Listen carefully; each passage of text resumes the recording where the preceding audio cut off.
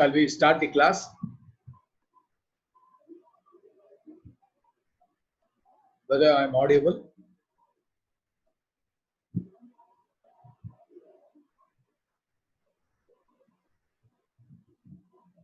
See, so far what we discussed is initially we started with what are the themes of economics. Then we studied about the scarcity and efficiency at the basic level.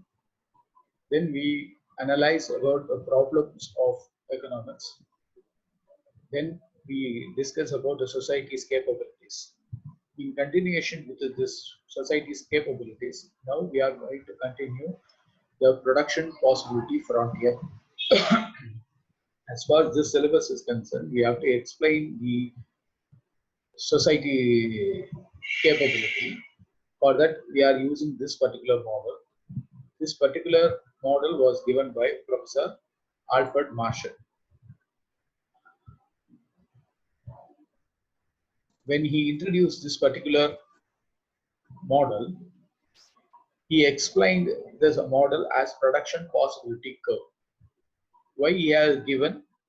Because how to handle the economic resources with the help of the actual required product should be produced.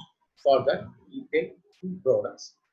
The combination of these two products should be explained with a given level of resources and technology. Most of the time, this production possibility curve is otherwise called production possibility frontier or transformation curve. Suppose if anybody is saying transformation curve is nothing but production possibility curve. This production possibility curve, technically we used to say production possibility frontier. This particular model has 5 assumptions. These are the assumptions. First of all, we should understand the economy is having a fixed resources. That particular resources can be used for these two products. When one product requires a particular level of resources, the remaining for the other. Suppose when you increase the resources for one product, it automatically there will be a reduction of proportionate rate in the other product. So that is why the very first assumption is the amount of resources in the economy is fixed, but these resources can be transferred from one use to another. So this is the first assumption of production possibility frontier. Then the next assumption is we should keep in mind with this help of these resources only, the mentioned two products are produced. We are not using any outsourced resources. Only with the available resources, we are producing these two products. Then coming to the third assumption, it is mandatory that we are using all the resources, that too we are using efficiently. So the fourth assumption is resources are not equally efficient in production of all products. Suppose there are two products X and Y. That labor may be efficient in producing X, but not efficient in Y. So that particular labor resources is different from X and Y. But one thing, the available resources is the same. That is why we make the fourth assumption as resources are not equally efficient in production of all the products. So when resources are transformed from one production to another, the productivity either increase or decrease. The last assumption is the technology assumed to be constant. So what are the 5 assumptions? I will summarize again. First of all, the available resources are fixed. What are the resources? Natural resources, human resources, capital resources. All are fixed, and it is transferred from one product to another. That was the base. The second assumption is we are producing only 2 products. The third assumption is there is a full employment and efficient utilization of resources. The fourth assumption is the resources are not equally efficient with the product. The last assumption is the technology is remain the same. These are the 5 assumptions for production possibility curve. So in order to explain the production possibility curve, we are taking two products. One is wheat, that is Goduma Savana, wheat. The other one is mission. The wheat is produced in lakh thousand bags and mission is producing in thousands. So we are constructing one particular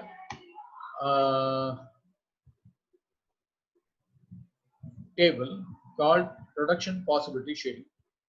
There are two products. Consider there are two products, wheat and mission. With the available resources, we allot the natural resources or human resources or capital resources with these two products. So there are 6 possible combination. We are naming as combination A, combination B, like that, up to combination F. When we enter this particular thing, we can able, the combination A says we are employing all 3 resources in mission and we can able to produce 15,000 missions. Suppose when we want to have some wheat, then when we want to produce 1,00,000 bags of wheat, then we have to reduce 1,000 missions.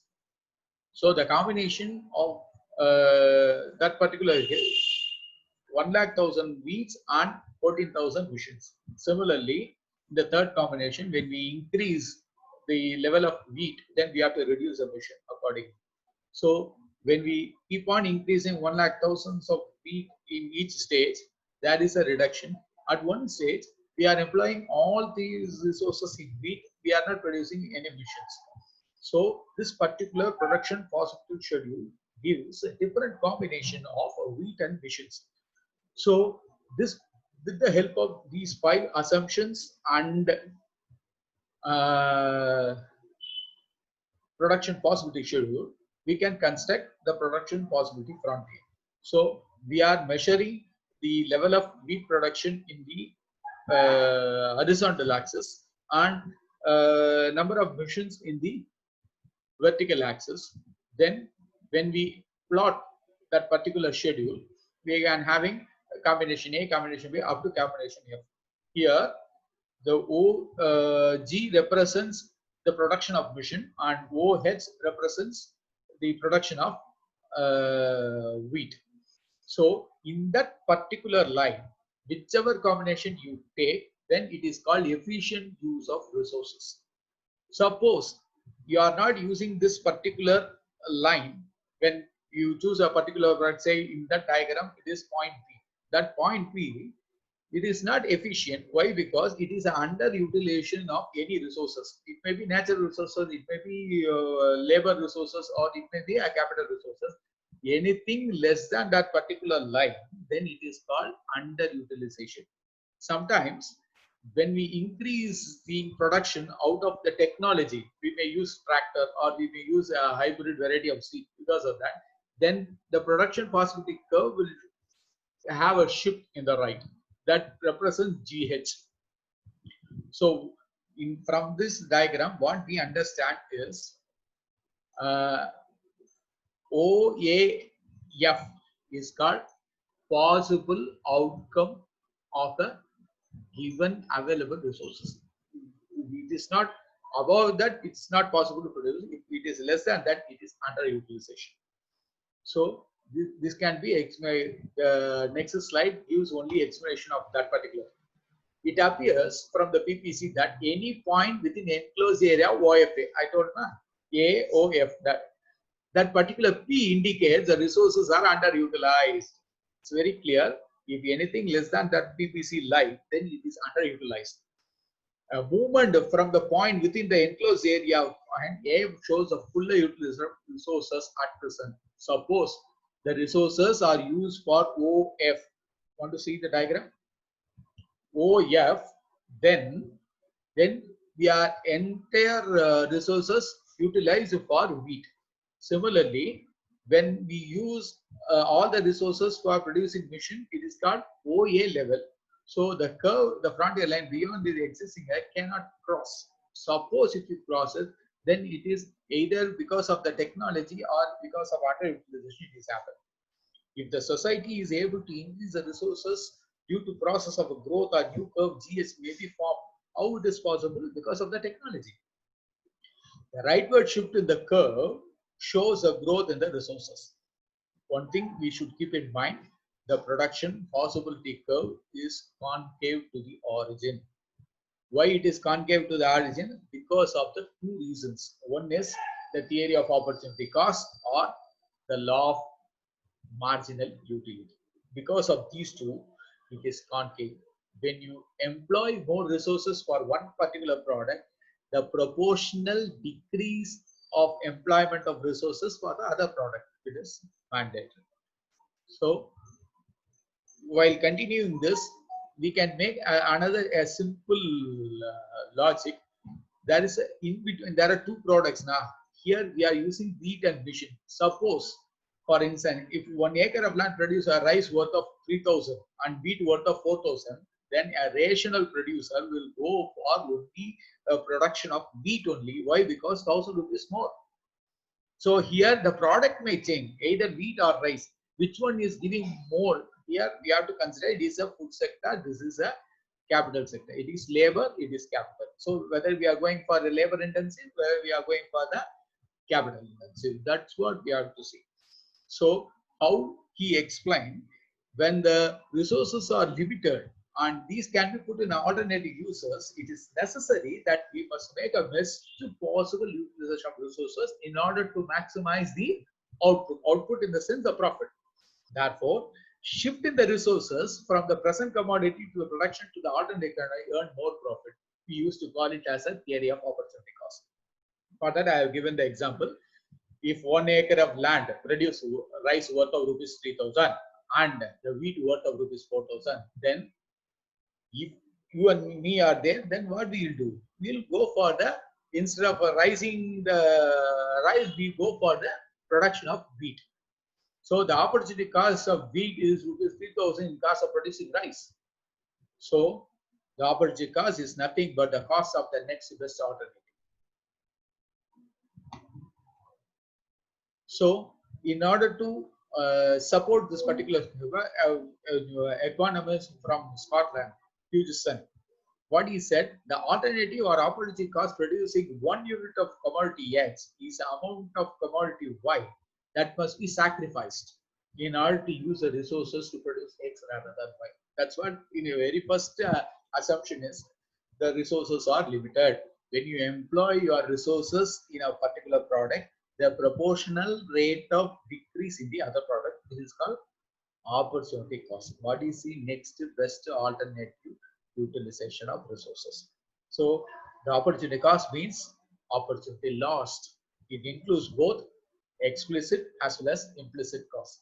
Do you know what is explicit cost and implicit cost? In manager economics, we have studied classification of costs. Remember, opportunity cost, actual cost, sunk cost, out-of-pocket cost, replacement cost, historical cost. In that, explicit cost and implicit cost. Explicit cost is nothing but there are physical units that we have, it is visible, it is tangible. There are certain costs, it is not, it is intangible, but we have to undergo. Anything can be recorded is explicit, which is not recorded, but we have to bear, then it is implicit cost. All our intangible values definitely will have implicit cost. We have discussed so far the production of the extra unit of one commodity, that is about the marginal product. But one thing we should understand, this particular marginal utility, not with the physical units, we are using this particular marginal utility for the opportunity cost. We used to call it as MOC, marginal opportunity cost. This marginal opportunity cost will give more ideas for the production schedule. All business decision can be made out of this particular marginal opportunity cost. Why? Because it considers the production of both commodities, that too with the available resources. So we have to construct a new table. The same table we are making a difference. The first column represents the output of wheat, which is in lakh thousand bags.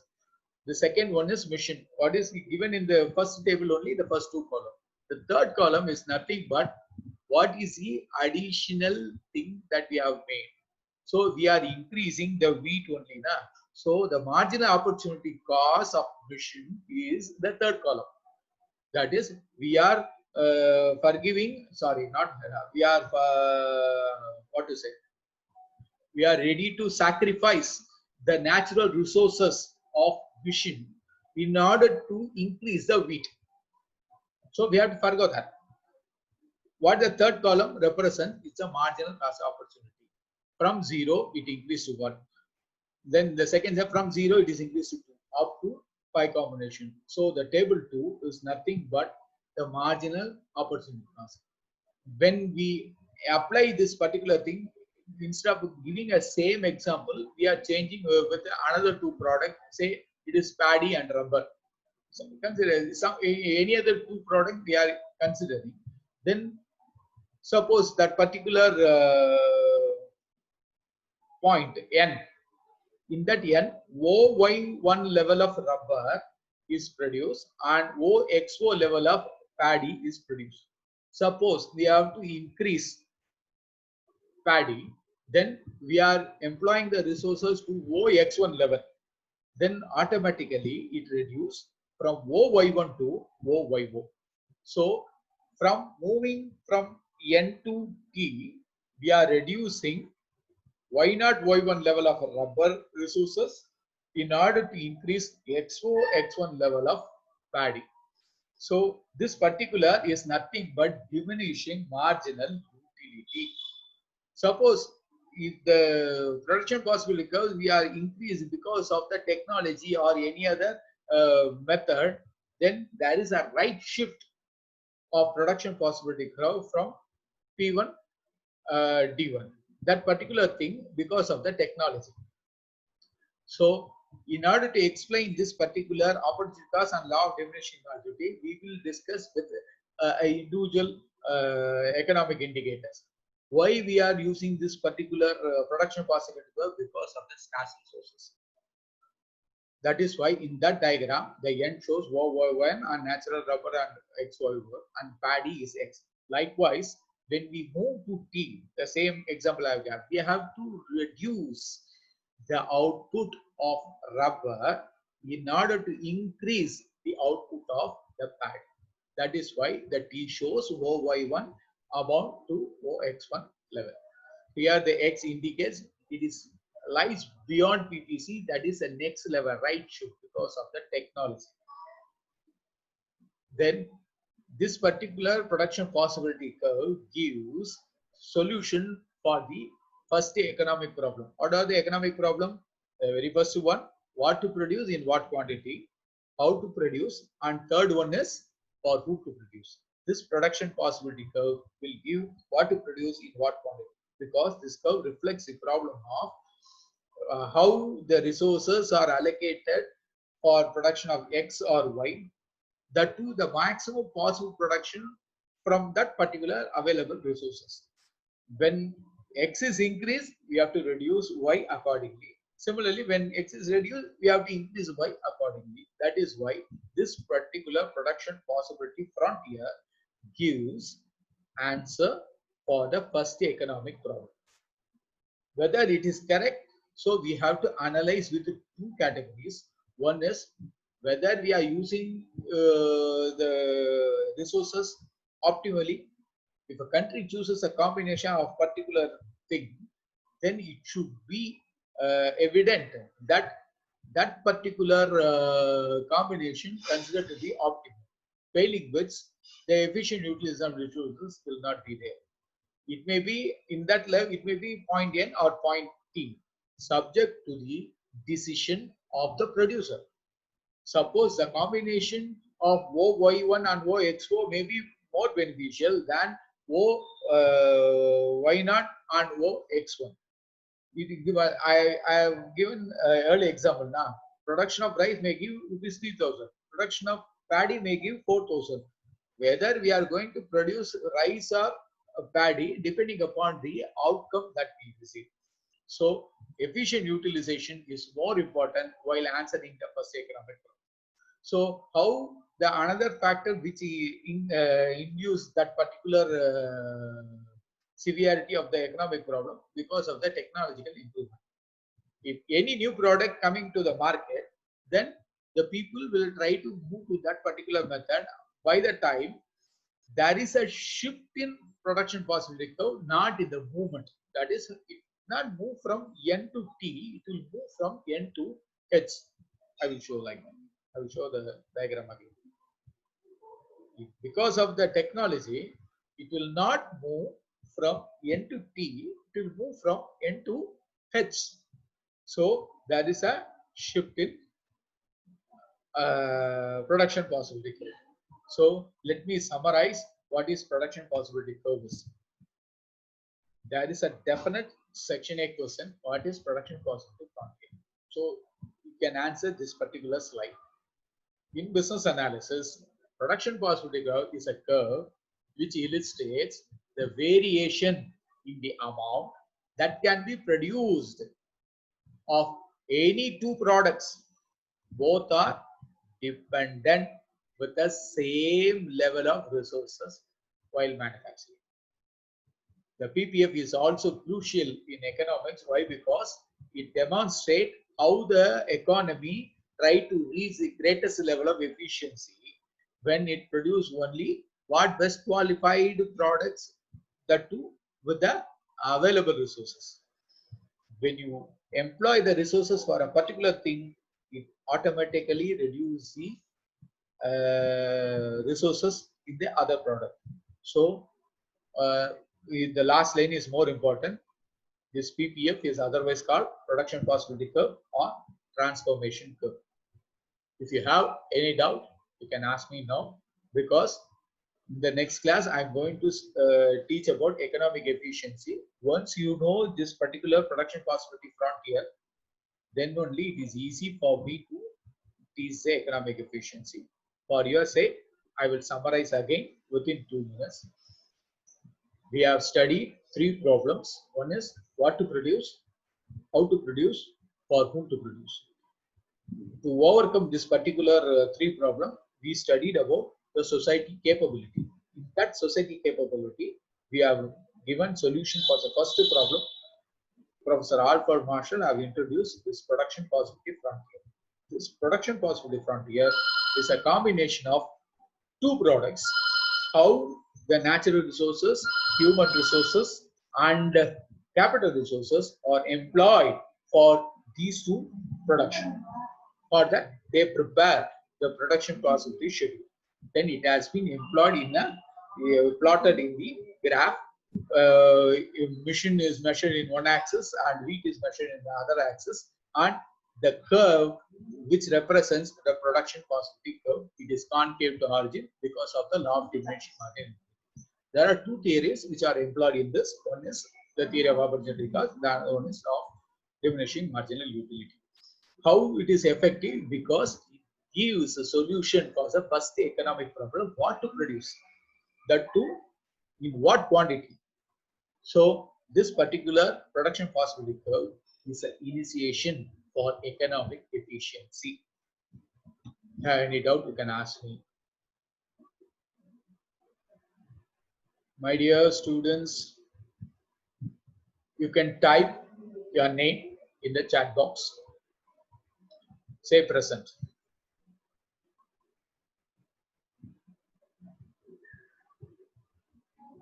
Any doubt, you can ask me now.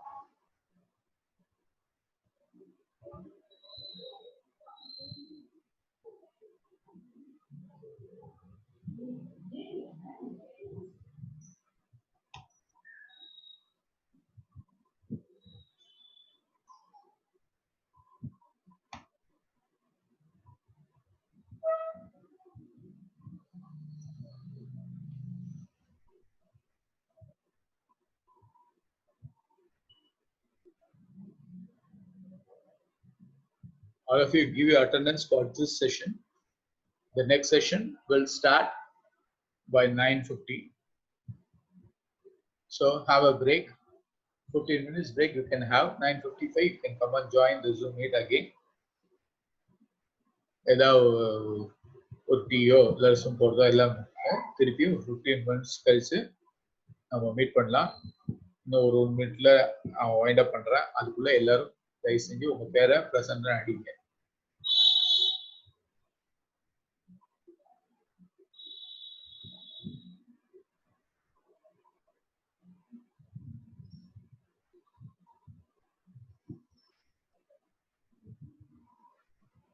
Yeah, any doubt you can ask me now. யாருக்குமே சந்தேகம் இல்லடா கண்ணா. Okay, all the best. We'll meet again after 15 minutes. May God bless you, children.